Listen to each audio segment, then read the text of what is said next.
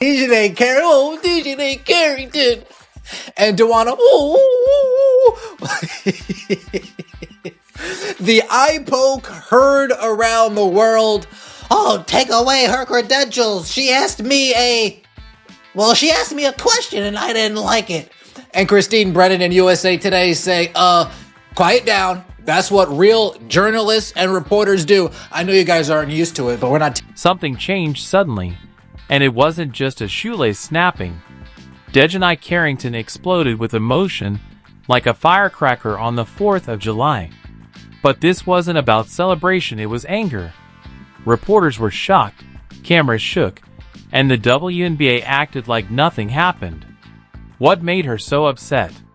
And why are people in the league now saying some players aren't ready to deal with the media? We're breaking it all down. Get your popcorn, this moment has extra drama. Well, you gotta wonder if DeWanna Bonner knew this story was coming and it had caused an issue in the Indiana Fever locker room. Is this why DeWanna Bonner's no longer on the Fever team? Now that this story is emerging from Christine Brennan's book, she was the journalist that asked Dijonai Carrington all the hard questions about the eye gouge heard around the world. And then, of course, the WNBA Players Union wanted... Mustard wants to be treated like a veteran with full respect, big stage presence, and that don't question the attitude, like someone who's already had a documentary about their life. But just when things start to look serious, suit on, cameras rolling, everything falls apart like a soap opera. Suddenly, he's yelling about his girlfriend during a press conference. Come on, be professional. This isn't the WNBA anymore, it's starting to feel like Real Housewives. Half-court edition. So, lads, we thought that this season was going to be a lot less drama. And I mean this when I say this. The Christine Brennan book is going to be... It's going to be absolute cinema. Well, I don't know. Absolute... What is the press equivalent of cinema? Absolute... Sitting in the most comfortable chair, legs crossed, cup of tea in one hand, nothing to do on a Sunday morning, opening up a newspaper. Is that the equivalent of absolute cinema for that? I don't know. But Dijonai Carrington, this is mental. The denial here is next level. On one side, they say treat us like professionals, but on the other, they don't want tough questions, responsibility, or anyone asking about the drama off the court. But here's the twist, that drama is the story. They're basically handing it to us. Mustard is trying to avoid questions while yelling into a megaphone. If you don't want attention, maybe don't explode every time someone looks your way. Dijonai, she just asked you a legitimate question. Dijonai, calm down. But no, they were talking about Alyssa sitting on the bench. This is about Alyssa sitting on the bench. They were saying mean things about Dijonai. It's okay, Dijonai. She's not very good. She's a detriment to the team. It's okay. Oh, but what?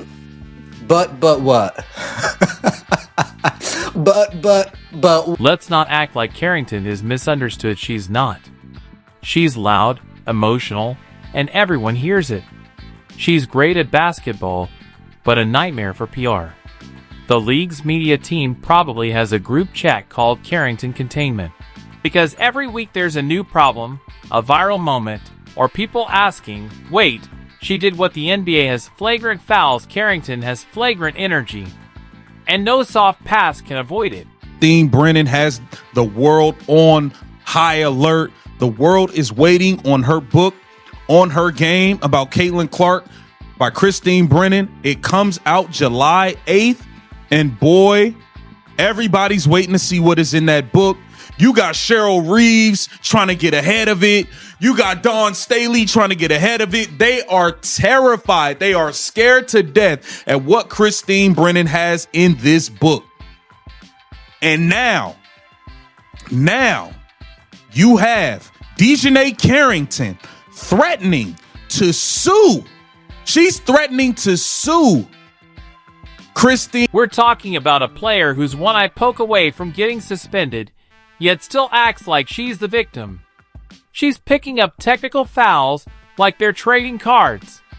This isn't toughness or passion, it looks more like a slow-motion WWE tryout. You can almost hear the league commissioner groaning while her agents rush to send apology emails titled "Please ignore the yelling." And what's the excuse? It's just passion. No, it's not. Passion is hustling for loose balls. Passion is staying after practice to improve. Passion isn't yelling at reporters or poking one of the league's biggest stars in the eye like it's a sport. Let's talk about that.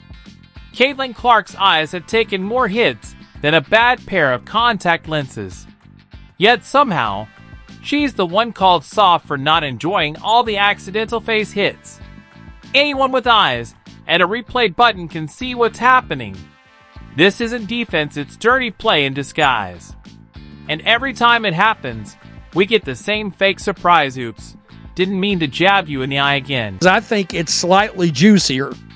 We know DeWanna Bonner still doesn't have another job right now.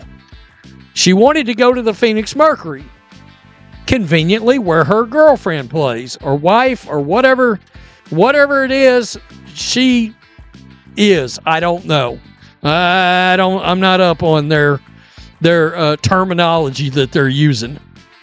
But this is very interesting because we have now found out DeWanna Bonner confronted Christine Brennan, the journalist, over Dijonai. Then comes the post-game speech about how people only criticize them because they're gay.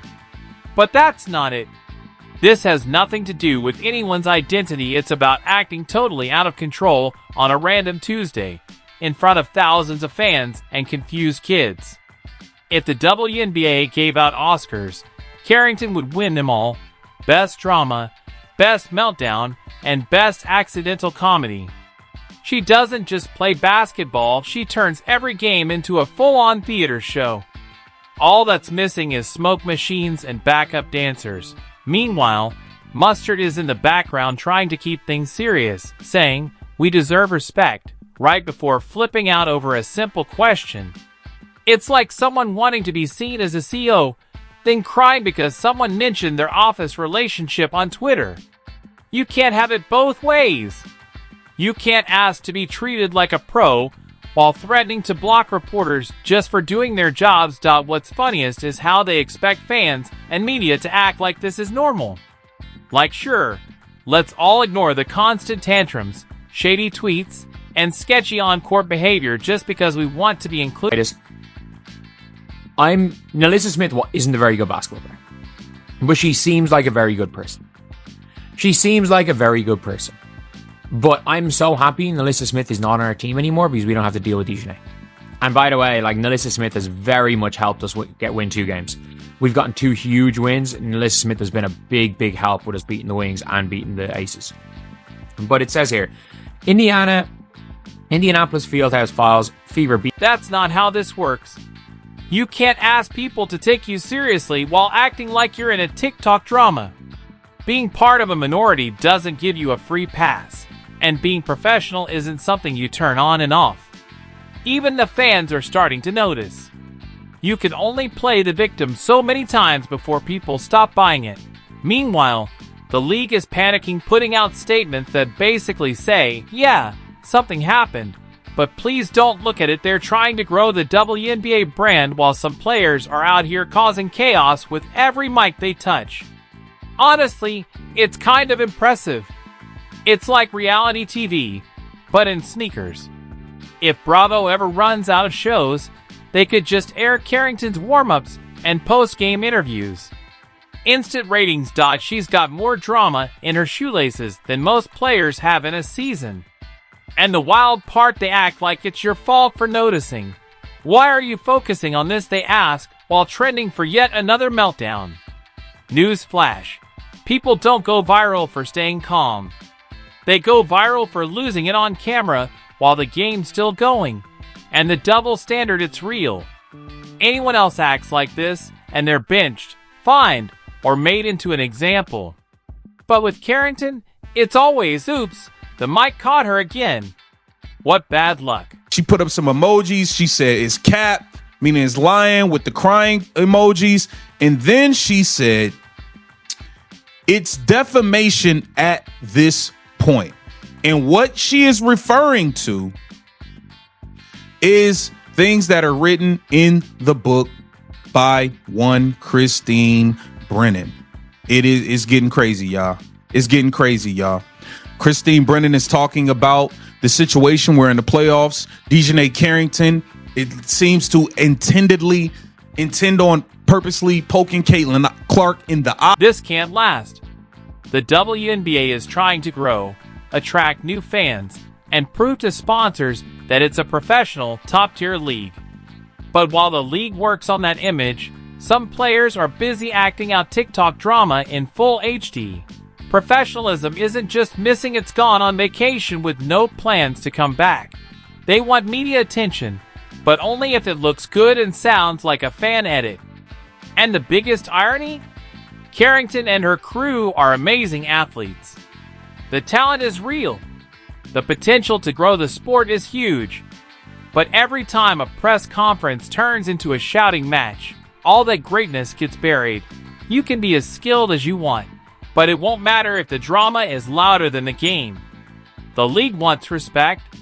The players want to be seen as legends. But instead of focus and discipline, we're getting reality show energy. If this keeps up, Carrington won't just get benched, she'll end up starring in a series called Suspended. The show, worst of all, fans are getting tired. They showed up for basketball, not off-court chaos. And until someone steps up and says enough is enough, things will only get messier. At this point, the only question is, when the next meltdown happens, who's filming it meanwhile?